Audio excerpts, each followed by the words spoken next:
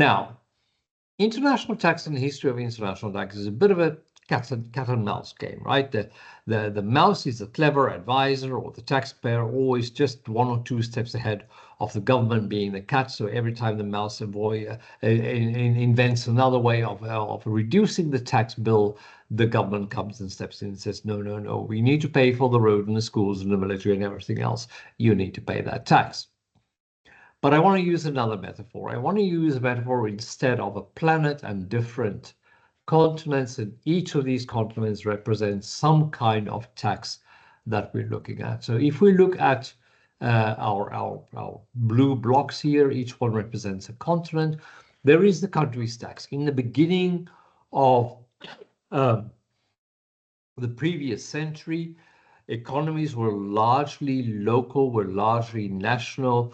We didn't really need international cross-border double tax elimination and stuff like that, because most of the economies were happening in country. Yeah, but it became necessary for as the economies grew to expand that, and countries wanted to go beyond their borders, especially the smaller countries needed larger markets like the US and Germany and Japan and those places. And so we needed to have bilateral tax treaties to avoid double tax, so you don't get taxed in both countries at the same time. Once those were well underway, you got to the situation where taxpayers and advisors started using tax treaties to, where possible, pay no tax at all through double dips and hybrids and tax arbitrage and all those kind of things. And the countries, being the cats chasing the mouse, the tax mouse, again came with anti-abuse rules. So these were multilateral, as you see in the top, and then in the bottom left, we also had countries going after other countries which generate unfair tax competition. For instance, if you have a Singapore company investing in a US company directly, that leads to 30% withholding tax on dividends from US to Singapore. Holland then comes and says, you know what, Singapore, if you invest in me and then I invest in the US for you, the withholding tax rate on dividends from the US to Holland is 0%, and then from Holland to Singapore might be 0 or 5%, but you've just wiped out your 30% US dividend withholding tax. And obviously the US doesn't like that and called this unfair tax competition, and a lot of other countries did the same, and all kinds of rules were made to stop this from happening. You also have national law, which has anti-avoidance, anti-abuse rules, and we'll look at what those are, but you can think about CFC legislation, withholding taxes, and issues like that. And then there are non-tax issues which have tax consequences, and these are human rights treaties, bilateral investment treaties, those kind of things. So let's explore our different continents a little further. When you look at countries' tax, you need two things to operate a country. The first is you need to make sure that it's clear that your residents are subject to tax, right? The second one is that whoever is not a resident but is enjoying income from sources in your country, you probably want to tax them as well. So you have source taxes, and that could be people or companies in your country paying interest, dividend, royalties. It could be real estate situated in your countries, or it could be a company in another country or a person in another company having a permanent establishment in your country. But you need those things. You have historically had differences between source countries and residence countries. Not every source country was a resident country. In the past, the UK, when it was still a colonial power, had source-based taxation. So if anything, if you were resident in the UK, but you had business outside of the UK, you weren't taxed on it. A lot of the UK colonies inherited that system.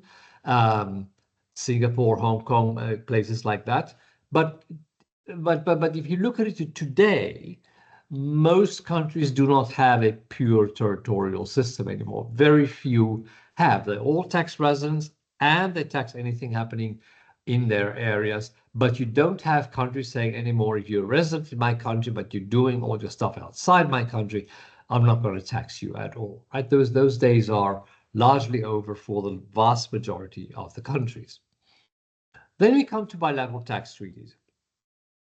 And the most important important purpose of a bilateral tax treaty is simply to say who can tax what. Yeah, so you allocate taxing rights between the two treaty partners, and there's a couple of things that are holy. First of all, real estate is always taxed in the country where it's situated.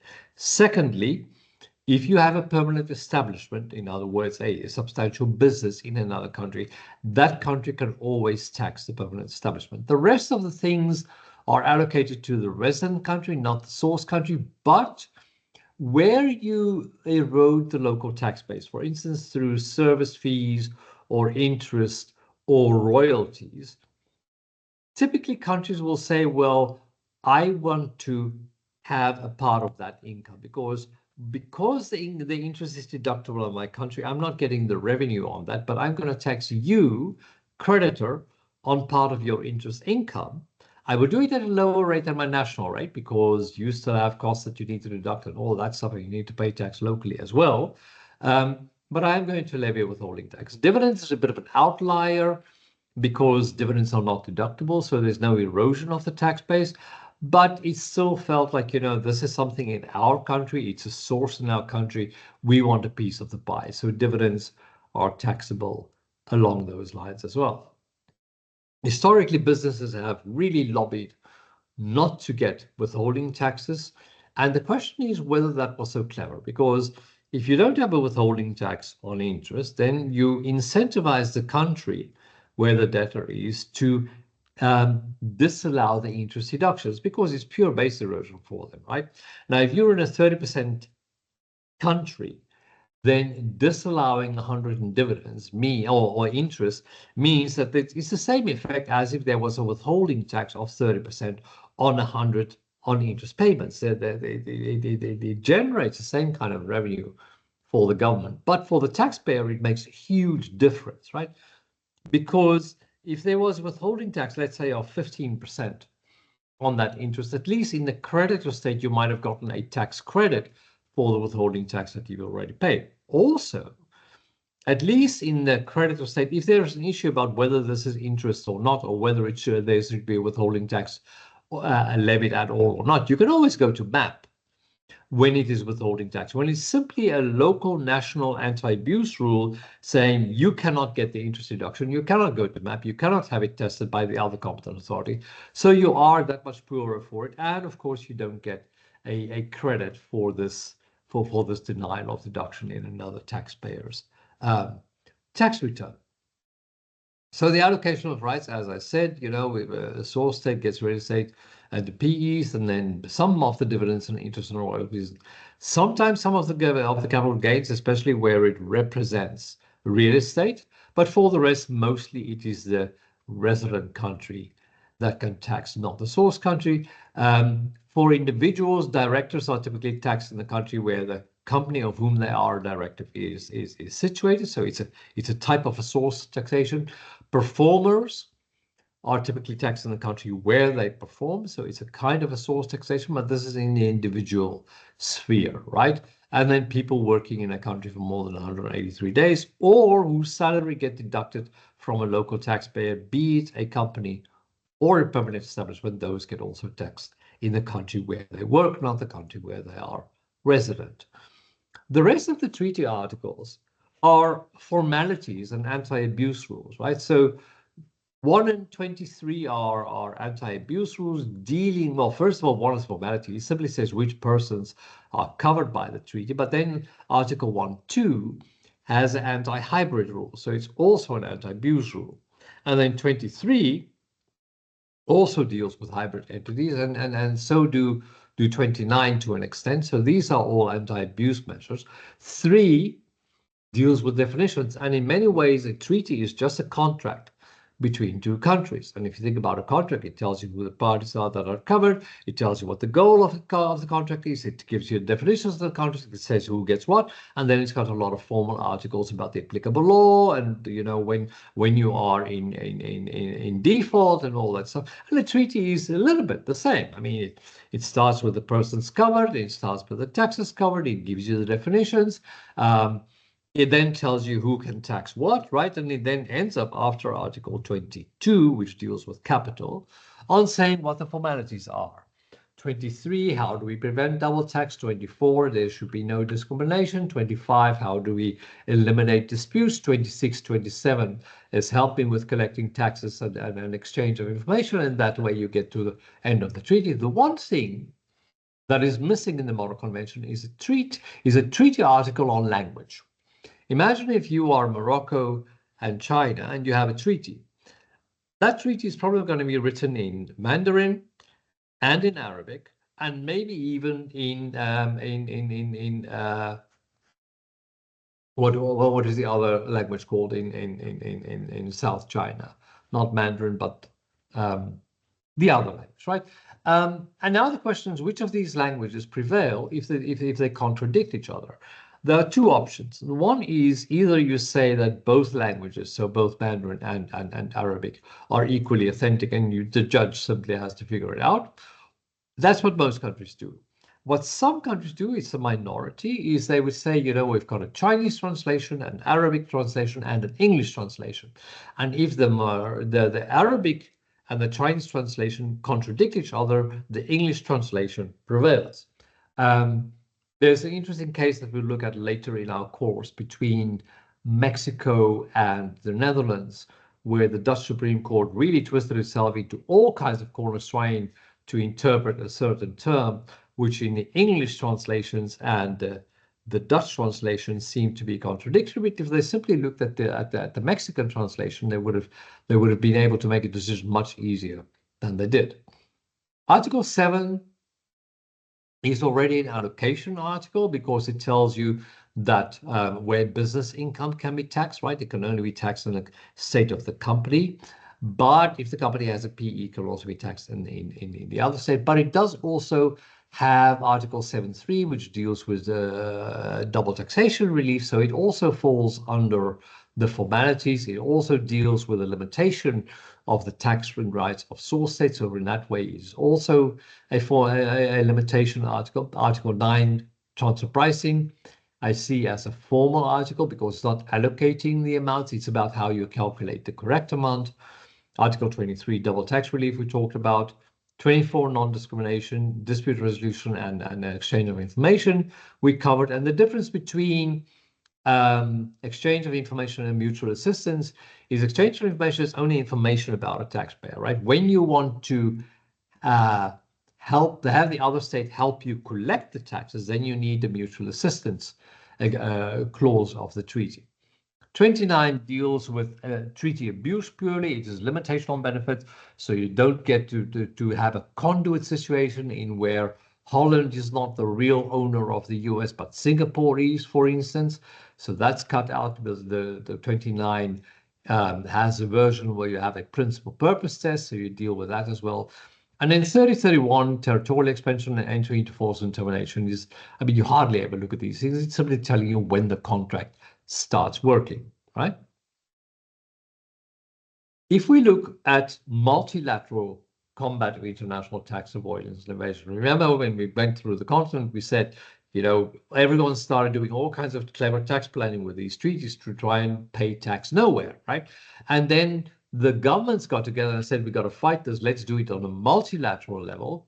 Because if you've got a treaty which is bilateral, they take forever to negotiate and then network grow very slowly. Whereas you can have one multilateral treaty dealing, for instance, with exchange of information.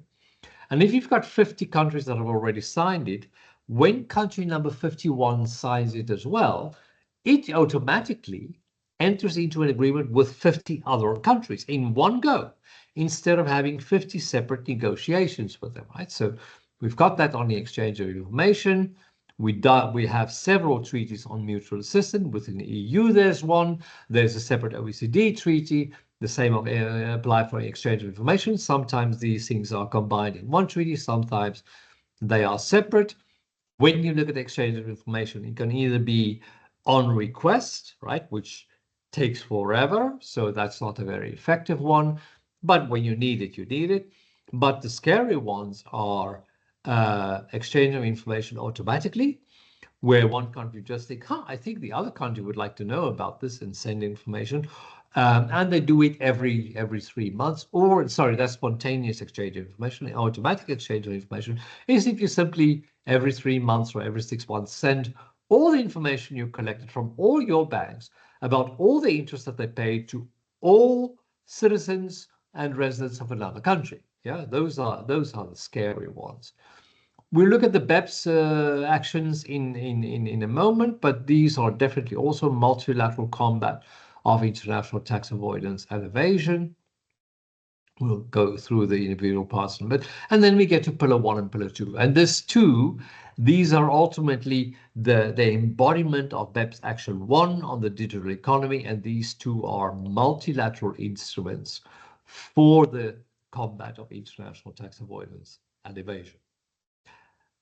What's next? Well, we talked about all these countries which were middlemen, which for instance limited the US ability to levy withholding tax from Singapore by stepping up in the middle and putting in a conduit Dutch holding or finance or royalty company.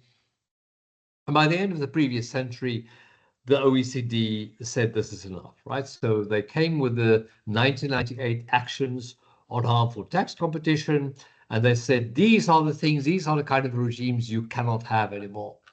It was not as effective as it could have been because this was the Bush years. Bush was very, very pro-business in the US, so that got not cut off completely, but significantly slowed down. But it was in many ways a precursor to what happened during BEPS, and especially with Action 5, where they said, you know, if you are having some of these harmful regimes, we can't tell you you cannot have them, but we will tell you you need to exchange information about them with the other countries which are affected. So in this case, Holland would need to send information about their Dutch intermediate holding company and any rulings that they've made to both the US and to Singapore. And this was followed up, as I said, by BEPS Action 5. But we also have national laws for combating international tax avoidance and evasion. TP legislation is one. You cannot mess with the prices to put all the costs in the high tax countries and all the income in the low tax countries when you are one big group having entities in both countries. You need to follow the arm's length principle. Interest deduction limitations is another way to stop excessive base erosion, as we talked about. We have CFC rules, which say if you leave all your money in a low tax jurisdiction, we will tax you in that low tax jurisdiction. And by the way, you need to understand that Pillar 2, complex as it seems, is just a glorified CFC regime, ultimately, right? Because Pillar 2 just says if the foreign country doesn't levy enough tax, the parent country needs to do it. This is exactly what CFC rules do. And when we look at Pillar 2 later in the course, we will draw more parallels between conventional tax regimes and Pillar 2 to make things a lot more familiar. We've got sourcing rules. You need sourcing rules. You need to talk about when you have a PE, otherwise you can't tax a PE. You've got to need in the national law saying a PE is so and so. Having a treaty allocating taxing rights to a PE is not sufficient, right? Because treaties do not generate local tax liability. It is the national law which generates local tax liability. The treaty itself only says who can tax what, but it's up to that country to decide whether they want to tax it or not. You can have a country imaginary saying, we're not interested in taxing PEs. Normally the income is only cost plus 5. It is not worth the effort, right? Now, such a country would probably attract a lot of high-value PEs, which will make it worth the effort. But until they do, the fact that they have treaties that allocate income to them because there is a PE doesn't mean that that PE is going to pay tax. That PE is going to pay tax when the national law says that that PE is going to pay tax. If we look at withholding taxes, we've talked a lot about that already, but that's part of your national law.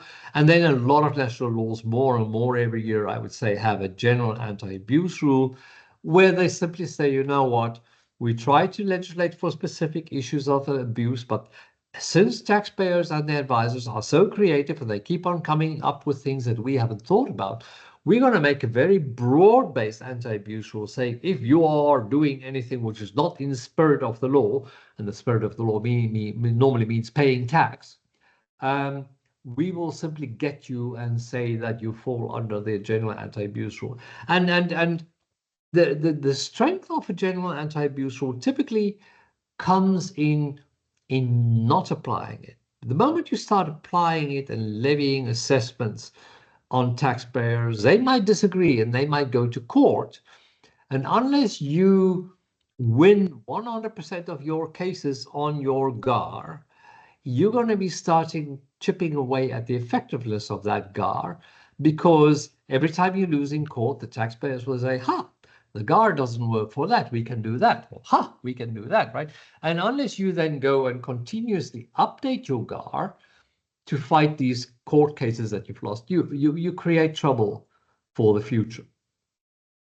Finally, we also have some non-tax instruments which have tax consequences. The first one is human rights conventions. And there's a lot to be saying about this, and these are typically very interesting cases. First of all, there's a question of whether companies should enjoy human rights. I mean, you cannot stalk a company. A company cannot be hungry or cold or anything like that, but it probably has a right to privacy. It has a right to a fair trial. It has as much of a right to enjoy its property as an individual has. So you generally see that companies are covered by human rights as well. And if you look at the kind of conventions that can be used for this, non-discrimination, Article 24 of bilateral tax treaties typically only covers inward investments. It doesn't cover outward investment. The country of the outward investor can say, you know what, if you earn profits in our country and you invest in our country, we will tax you at 20%. But if you put your money outside our country, then we're going to tax whatever you earn there at 30%. No one stops them from doing that under a bilateral tax treaty. But they might be stopped on a human rights convention, right? Because there is a discriminatory element in this, because the other country now have more trouble attracting investment from this country. Enjoyment of property is another one. Italy got into trouble for that, for simply taking forever to pay out royalty withholding tax refunds and stuff like that. Nabis idem, we will look at the Bragi Christiansson case later, which is a fascinating case which explains to you what the boundaries of nabis idem is.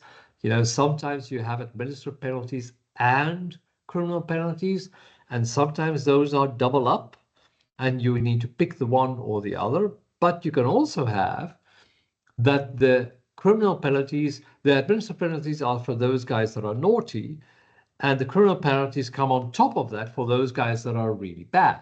Yeah. So then the one complements the other, and it's not a duplication of each other, and nabis idem or double jeopardy does not apply.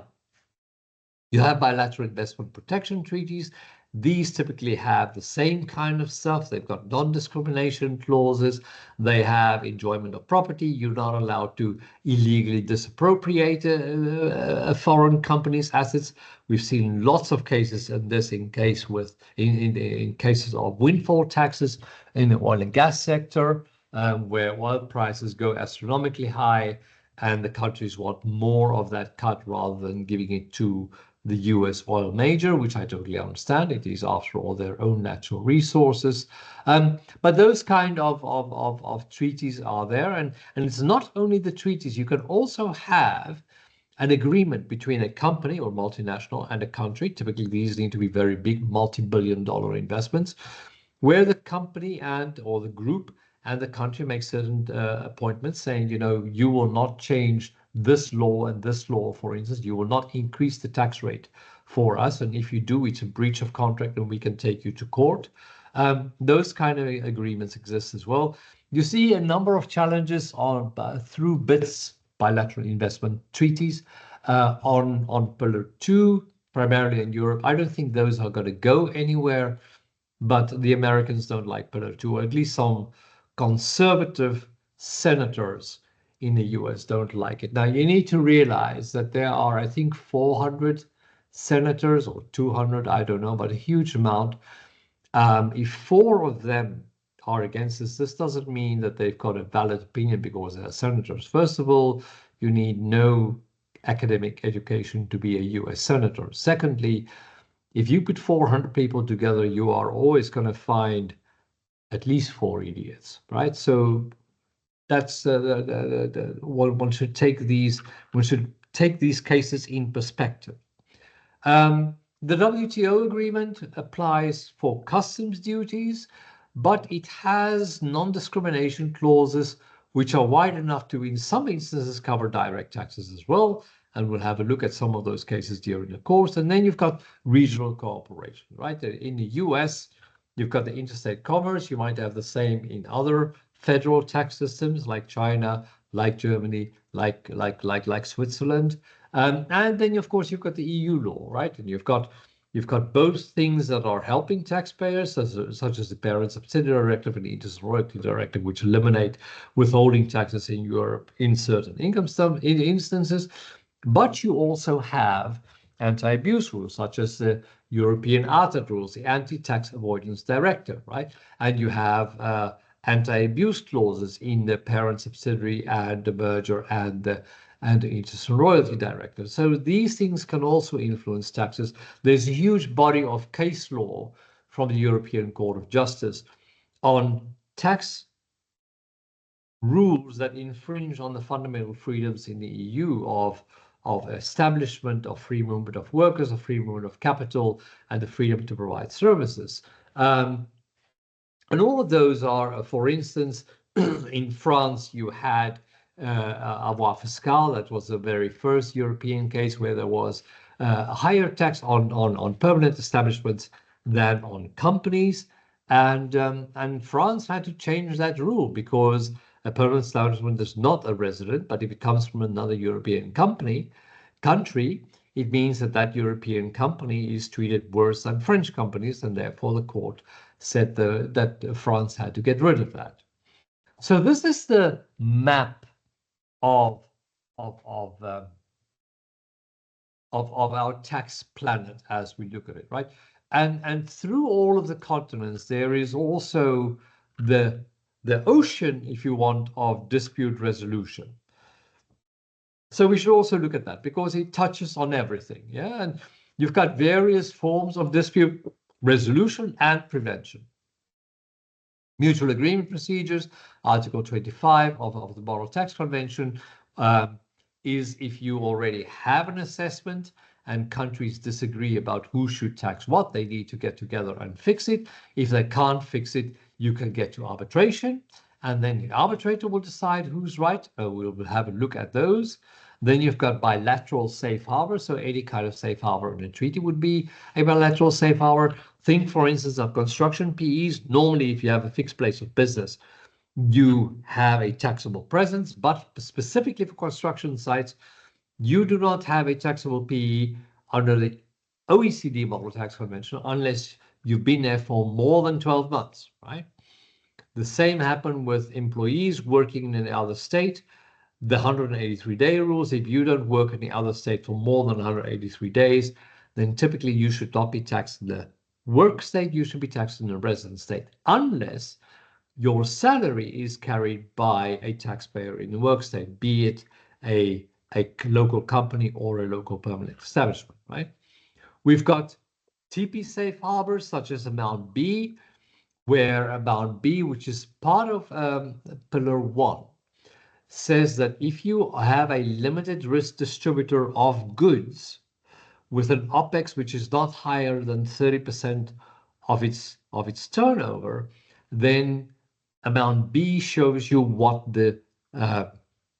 an arm's length compensation is. So you don't need to go and do all kinds of benchmarks or anything like that. You simply need to go through the legislation on Amount B, which is now part of the OECD guidelines and probably will be published in, I guess, the 2025 version of the TP guidelines, if there's one coming out.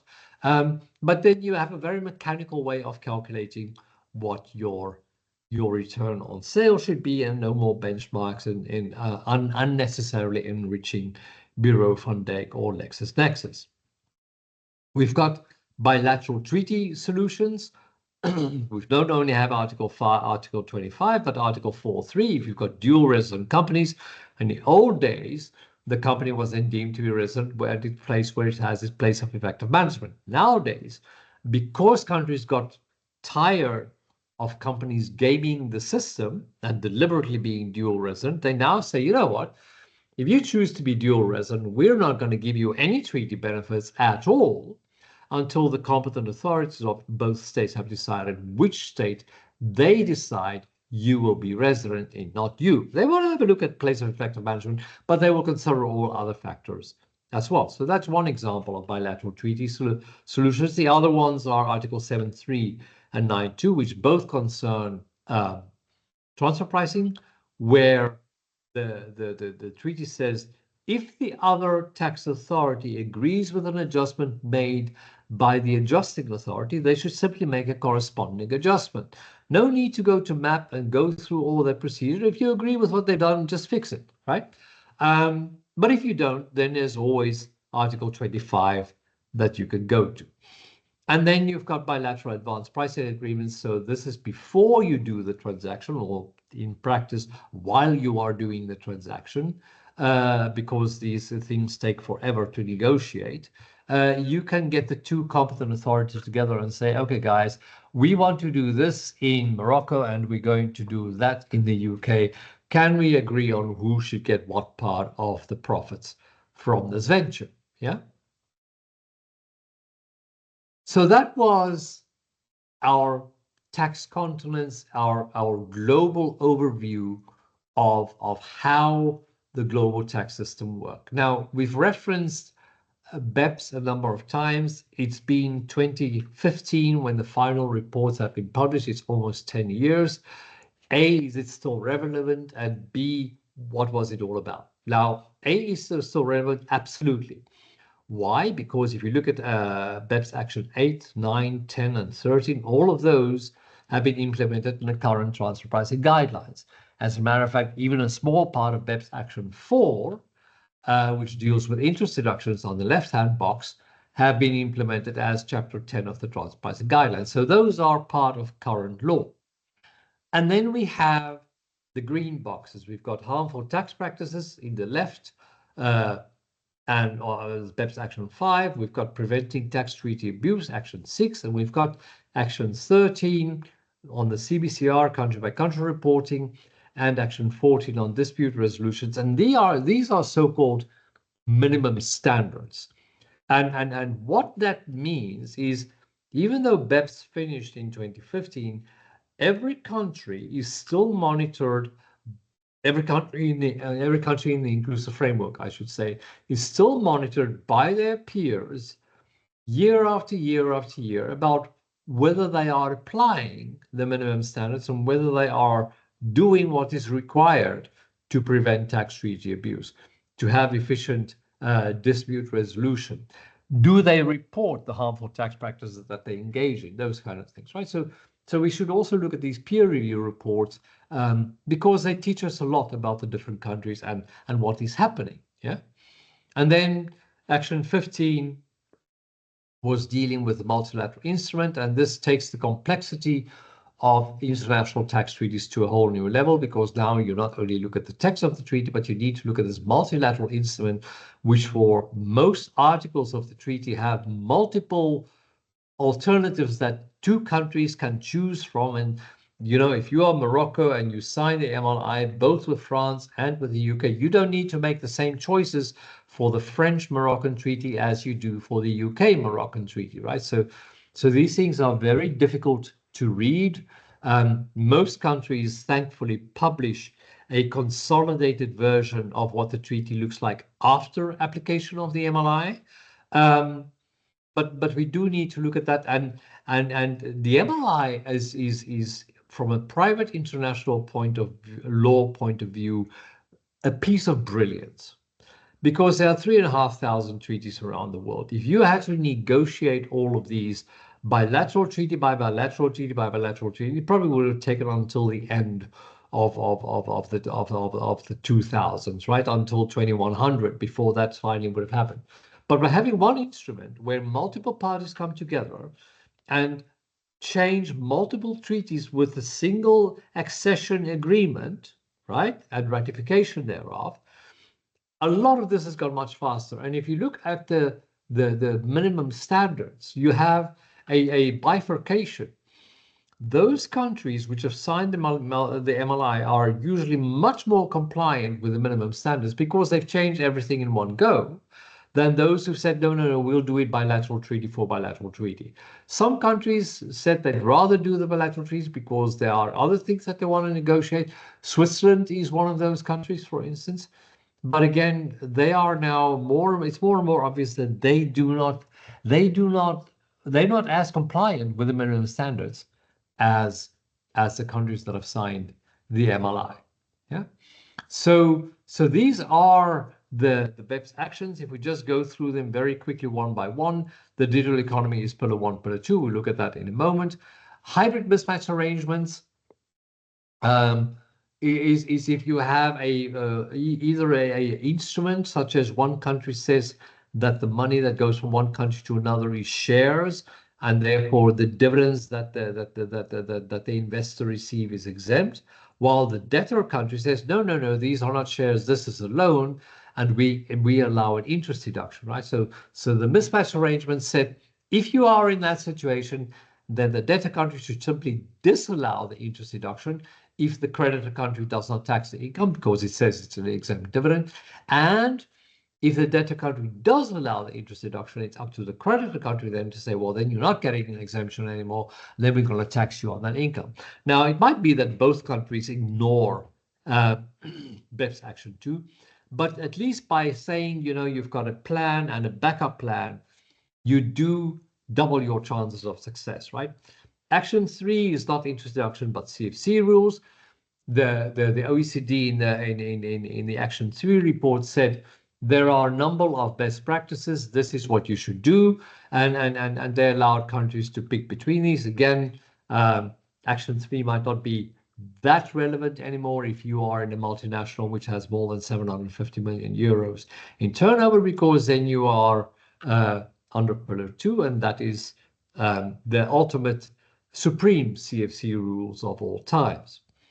Action 4, interest deductions, part of that ended up in national legislation, in the sense that before BEPS, you generally had debt to equity ratios for interest deduction limitations, which is a balance sheet method, right? And BEPS said, you know what, we should actually go more for a P&L based approach, where we say, if your intercompany interest is more than 30% of your EBIT, you cannot deduct that excess, or if it's more than 20% of your EBITDA, remember the EBITDA is going to be much higher than the EBIT, then you cannot deduct it, right? There's a problem with P&L based interest deduction limitation rules, in the sense that those with the lowest P&Ls are typically the weakest. Those are the companies that are struggling. They might be loss making. Their sales does not go in as expected, and then you hit them on top of their bad business results. You're also hitting them with the interest deduction limitation. There's something perverse about that, but countries have opted for that. It's a political choice. In practice, it turns out a lot of countries had difficulty in applying the debt to equity ratio because it was very difficult to exactly determine the terminology of, when you look at debt to equity, you need to also value your assets. And do you use the book value of assets, which can be manipulated? Do you use the fair market value of assets? If you do use the fair market value of assets, how do you value the assets, etc., etc., etc., right?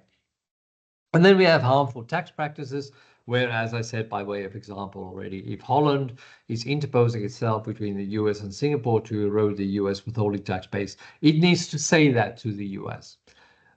Looking at Action 5, which applies to government, you also need to go on the far right to disclosure rules under Action 12. And that is the flip side of the coin. Now it's not the government that must inform the other governments, it is the taxpayers under mandatory disclosure rules, who must inform governments when they are doing something that might be legal, but still aggressive, right? So aggressive tax avoidance schemes needs to be reported under BEPS Action 12. So if a government doesn't hear about it from another government under Action 5, they should be hearing from the local taxpayers on these aggressive structures, and then they can decide whether they think it's okay or whether they think this is abuse, and then they can legislate against it. The alternative to Action 12 would have been to wait until the taxpayer gets audited, to then have a disagreement with the audit, with the taxpayer about whether this is allowed or not, to go to court, to litigate all the way to the Supreme Court, to lose it and then change the law, right? By being informed upfront of what the structure is, the government can already in year 1 decide, do we want to change the law or not? Not only in year 20 when they finally lost the case before the Supreme Court. If we stick to the transparency block on the right, BEPS Action 11 is a pure statistical action. What it does is it looks at things like, you know, employees to turnover revenues, but also that can be on a company basis or a group basis, but it also looks at macroeconomic things like how does our GDP compare to our tax revenues, considering the kind of industries we have, all of those kinds of things. Lots of statistics, a lot of numbers, nothing for lawyers. I move away from that.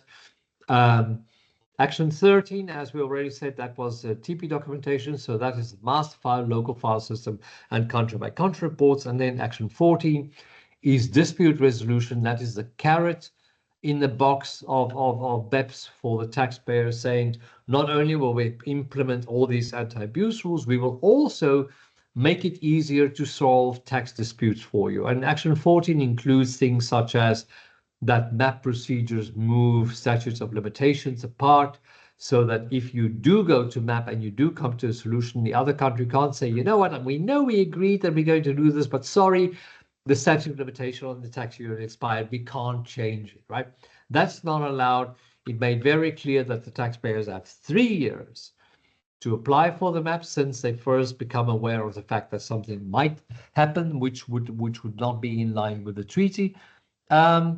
And there is a number of peer review reports and issues like that, where countries have to review each other in the inclusive framework to see whether they are following the recommendations and suggestions of Action 14. Part of Action 14 was also to try and get a number of countries to sign up for mandatory arbitration. So if they don't solve the MAP in 2 years, then they go to arbitration. They didn't get a large number of countries to sign up, but what was more important was they got those countries to sign up, and that was France and Germany and the US, which already did this, and Canada, I believe, which already did this. I'm not sure if Canada signed up on mandatory arbitration for all treaties, but between the US, France, and Germany, I think something like 70 to 80% of all the world's tax disputes or MAP cases are covered already, right? So optically, it doesn't look like a lot of countries have done this, but those that do, it really moves the needle for the amount of MAP cases covered by arbitration. And then the MLI is multilateral instrument. We talked about that already as well. So this is where we are on BEPS. I want to just talk you briefly through Pillar 1 and Pillar 2, just to remind you what this is all about. So if you look at Pillar 1, this is the digital economy. And the idea here was to say, you know, when you take companies like Facebook and Uber and Airbnb and all those companies, they may make a lot of money in countries where they are not physically present, but they are extremely profitable, and they should be paying tax in those countries because they're earning their money from the local market. Yeah. So the OECD said, let's not cover everyone. Let's start with the biggest companies and the most profitable ones first, so that we can make the rules so it works, because no one's done this before. It is complex, right? And then when it works, and then after 10 years, we can roll it out to the other ones as well. So they said, Let's take the biggest companies, those with a turnover of more than 20 billion euros per year. Now, when this came out, initially they expected around 120 multinationals to be covered. I guess by the time it enters into force, that might be closer to 200 with the economy growing the way it does. Yeah. And they also said we're only going to cover the most profitable companies. So if you have a return on sales in your group that is less than 10%, you're not interested. We're only interested in the residual profit being everything that is more than 10% return on sales. Let's say you are Facebook. Let's say you've got a return on sales of 30%. Then we're going to tax you for that 20%, but we're not going to tax the full 20%. We're going to say out of that residual profit of 20%, one quarter must be coming from local marketing intangibles. So out of the 20%, we are going to tax you on 5% of your residual profit, right? So let's say the profit was 100 million. We're going to ignore the first 10 million. We're going to look at the last 90 million, and we're only going to take 25% of that. And I've got no idea what that is. Let's say that's about 22 million, right? We're now going to allocate this 22 million across the world. Yeah. And the question is, how do we allocate it? And that's very simple. You do it based on the local income generated, local revenue generated, right? So let's take Facebook and say that 1% of its global sales were in Morocco. Then we've got this 22 million that we need to distribute, or 220 million, whatever you want to call it. Then Morocco should get 1% of that 220 million, being what is that, 2.2 million, right? And now the question is, who's going to pay the 2.2 million? And the answer is the US is. And now we're approaching a world in which Trump will be president. And what are the chances that Trump will do something like this? Optically, at first glance, you can say it's never going to happen, right? So pillar one in this regard, amount A, we call this, is not going to happen. But you got to think about the alternative. If the world does not adopt pillar one, and the US has to adopt it, otherwise it simply won't happen, right? If the US does not adopt pillar one, all the countries are going to go back to saying, you know what, then we simply got to levy digital service taxes. And the digital service taxes may not only be applicable to companies with a turnover of more than 20 billion. It might be, if you're lucky, only companies which have a turnover of more than 750 million euros. So it is aligned with pillar two and with the country by country reporting. Or they might just say, you know what, we don't need the de minimis. If you earn more than, I don't know, 50,000 euros or 250,000 euros in our country, you need to pay 3% of your turnover as a tax. Now, you will notice that 3% of your turnover in our country probably is a lot more than 25% of your residual profits only. So what I'm saying is, if the US does not adopt amount A, then US business is going to pay a whole lot more tax in a lot more countries than they would have under pillar one. And now the US can do a number of things. The US can decide to credit or not to credit these digital service taxes. If they don't credit it, it is a pure cost on the company. The company will threaten everyone by saying, we will levy it on the consumer. Companies do not control the global market forces. It is a hollow and empty threat. They use it all the time. Do not fall for it, right? The other thing that the US can say is, if you levy digital service taxes from our companies, we will hit you with economic sanctions, and we will do this and we will do that. Trump is a bully. He's very good at threatening. He might try stuff like that. It'll depend on the rest of the world whether they follow that fear mongering or not. And then on pillar one, we also have amount B. We already talked about amount B. As I said, this is a fixed basis for a safe harbor for calculating your return on sales for limited risk distributors of goods, not services, provided that those limited risk distributors have an OPEX which is less than 30% of their turnover. Unfortunately, that threshold cut out a lot of distributors. So we will need to see how successful Amount B will be in practice. The countries were also very nervous about Amount B, so you can only apply Amount B if the country specifically allows taxpayers to do so. I think countries will be stupid not to do it, because imagine you have a limited risk distributor of physical goods and you have an OPEX below 30 and you apply Amount B in a country which hasn't officially accepted Amount B, right? The tax inspector makes an adjustment and now you go to court.